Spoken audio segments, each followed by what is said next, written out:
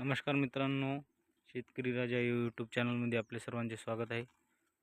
हे बघू शकता आपण आज हळदीचा व्हिडिओ टाकत आहे आणि सर्वांना सांगू इच्छितो की आपल्या हळदीला आता सर्वच हळदीला जवळपास 8-9 महिन्याचं पीक झालेलं आहे आणि त्याच्यामुळे आपल्या हळदीला पूर्ण मालाची अवस्था आहे बघू शकता. आणि हे असे कुठं पांढरे डाग,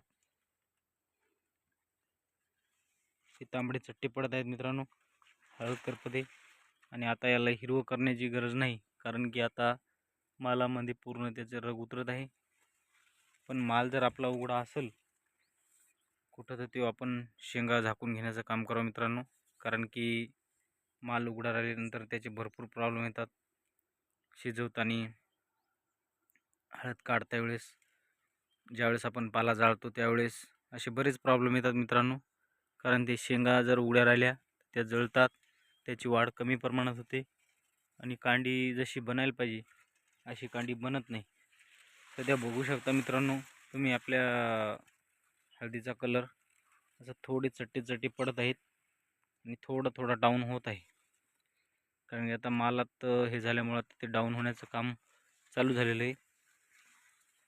आणि माल भरपूर प्रमाणात लागल्यामुळं आपल्याचा कलर थोडा डाऊन होत आहे मित्रांनो. हे बघू शकता आपण एका ठिकाणी याची शेंगाची पूर्ण चौकशी केली. अशा प्रकारे आपल्या हळदीला माल लागलेला आहे मित्रांनो. हे बघू शकता एका झाडाचा हा फोटो आहे. एका झाडापासून आपल्याला जवळपास 3 ते 4 फोटो मिळालेत बघू शकता मित्रांनो. आणि ह्या असं बाजूच्या झाडाचा माल पण उघडा पडत आहे. हे माल झाकण्याचं काम आपण करणार आहोत मित्रांनो.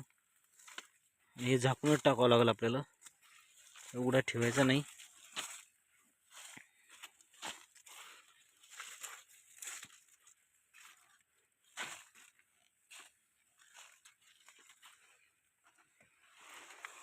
असं प्रत्येक एक ना एक हे बघा मित्रांनो, यांची पण शेंगा आता उघडी पडलेली झाडची.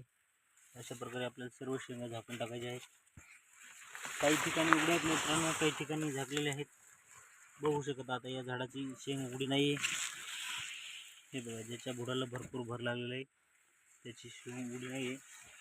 पण कुठं माल उघडा पडलेला आहे मित्रांनो.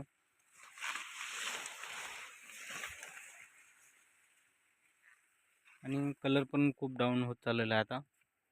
पण आता आपल्याला कलरची काही आवश्यकता नाही मित्रांनो. शक्य असेल तर एखादी फवारणी घेऊ शकतो आपण करपा न पडण्याची. आणि आता आपण ज्यावेळेस 0 बावन 34 सोडणार आहोत मित्रांनो, त्यावेळेस भेटूया. चला, धन्यवाद.